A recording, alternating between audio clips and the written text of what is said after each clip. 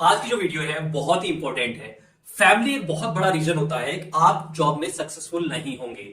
ऐसा 99% लोगों के साथ होता है कि फैमिली रीजन की वजह से वो जॉब में सक्सेस नहीं होते। क्या कारण है और कैसे पता चलेगा कि आपकी फैमिली रीजन की गिरफ्त में आप हैं, इसीलिए आपकी जो जॉब है आपको सक्सेस नहीं दिला रहा। इस वीडियो में आपको जानकारी हो जाएगी और बहुत ही इंपॉर्टेंट वीडियो है, आपके बच्चे की भी काम आएगी। और आप अगर इस गिरफ्त में है तो आप कैसे निकलेंगे वो भी मैं आपको बताऊंगा। चलिए दोस्तों वीडियो को स्टार्ट करते हैं। देखो, मजाक लग रही होगी वीडियो, लेकिन ये वीडियो मजाक नहीं है। पहली बात बता दूं कि जब कोई भी फ्रेशर लड़का, कोई भी कैंडिडेट जब पढ़ाई पूरी कर लेता है और उसके बाद जॉब मार्केट में आता है तो उसको आसानी से जॉब नहीं मिलती। उसमें रीजन, फैमिली रीजन भी रहता है। जॉब मिल भी जाती है तब भी वो सक्सेस नहीं करता, उसमें भी फैमिली रीजन होता है। फैमिली रीजन, और ये जो फैमिली रीजन वाला बुखार है ना, जो भूत है, ये जॉब की शुरुआत से लेके कम से कम 4 साल तक चलता है। 1 से 4 साल का जो समय होता है फ्रेशर्स के लिए, वहां पर इसका नेगेटिव इंपैक्ट भी पड़ता है। कैसे, चलो मैं इसको एक्सप्लेन करता हूं। देखो, जब तक हम स्टडी करते हैं तो हमें क्या कहा जाता है कि आप केवल स्टडी पर फोकस करो। घर में क्या दिक्कत है, क्या बीमारी है, पैसे कहां से आ रहे हैं, क्या कर्जा है, उससे बच्चों को दूर रखा जाता है, क्योंकि उनकी स्टडी पर फर्क पड़ता है। इसीलिए कहा जाता है कि सब कुछ भूल जाओ और आप केवल पढ़ाई पर ध्यान दो। ये मत देखो कि किताबों के लिए मेरे पास पैसे नहीं है, मेरे माँ बाप कहां से लेके आएंगे, क्या चीजें।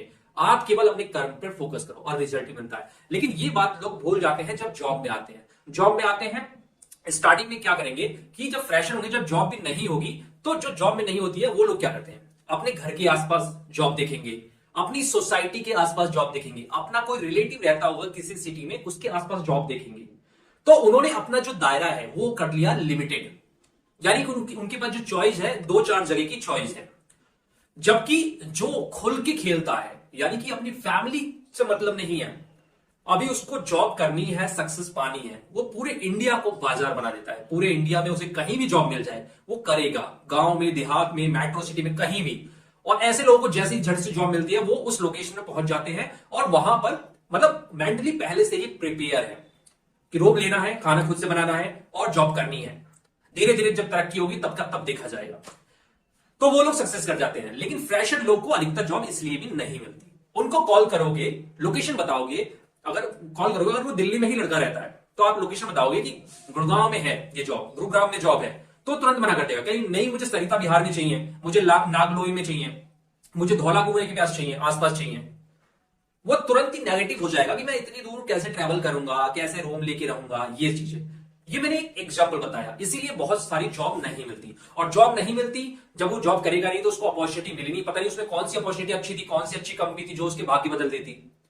तो यहां पर बहुत लोग मार खा जाते हैं। अब बहुत सारे लोग ऐसे हैं जिनको जॉब मिल जाती है। अब वो जॉब मिल जाती है तो उनको टाइम से घर से आना है और टाइम से जाना है। मैनेजर ने बोल दिया तो एक्स्ट्रा काम नहीं कर पाएंगे। एक्स्ट्रा काम नहीं करने का मतलब होता है कि आप एक्स्ट्रा रिस्पॉन्सिबिलिटी नहीं ले सकते। धीरे धीरे आप मैनेजमेंट की नजरों में और अपने मैनेजर की नजरों में एक कमजोर कैंडिडेट है जो केवल अपना ही काम करता है, यानी कि आपको कभी भी रिप्लेस किया जा सकता है। और वही जो दूर दराज के इलाके से आए होते हैं, जैसे यूपी, बिहार, दूर के लोग आए होते हैं किसी भी सिटी में, और वो किराए पे कमरा लेके रह रहे होते हैं, तो उनके पास दो अपॉर्चुनिटी होती है। एक तो पूरे इंडिया में कहीं भी जॉब करवा लो, वो तुरंत चले जाएंगे, क्योंकि यहां पर भी किराए पे रह रहे हैं और वहां पर भी किराए पे रहेंगे, यहां पर भी खुद से खाना बना रहे हैं, वहां पर भी बनाएंगे।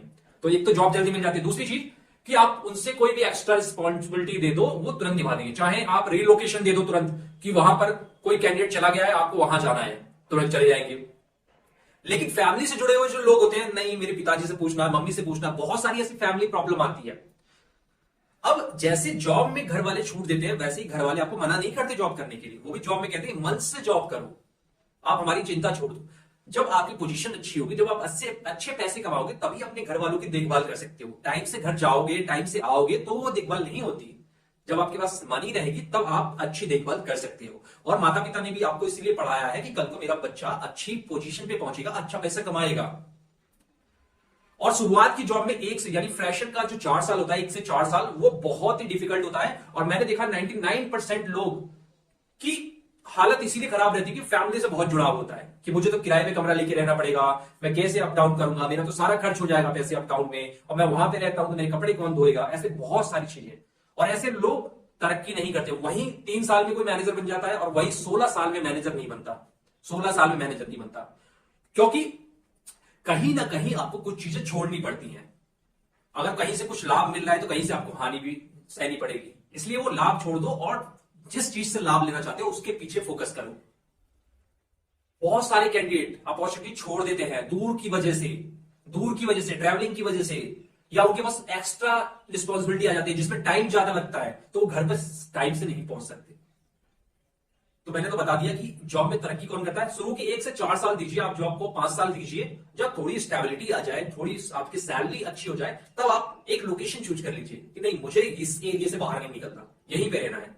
तो एक तरह से आपको गुजारा हो भी सकता है। लेकिन जॉब में तो कहीं भी अगर लिमिट लगाएंगे तो वो तो आपके लिए नुकसानदायक है, क्योंकि आपको भी आगे बढ़ना है। अगर आपने सोच रखा है कि मैं ऐसे नहीं रहूंगा, यही एरिया रहेगा, इतने एरिया में रहूंगा, तो फिर आपकी तरक्की कहां से बढ़ेगी।